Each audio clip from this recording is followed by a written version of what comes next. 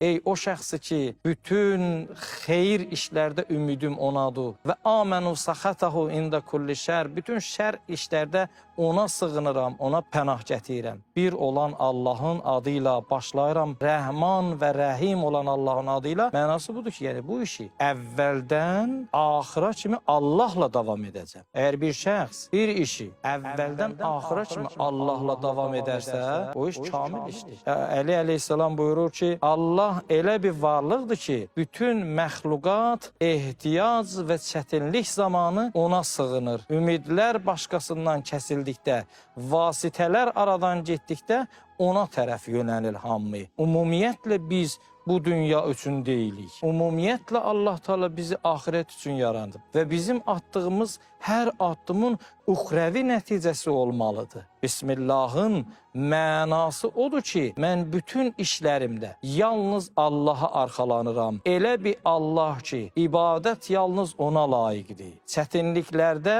mən yalnız ondan kömək istəyirəm.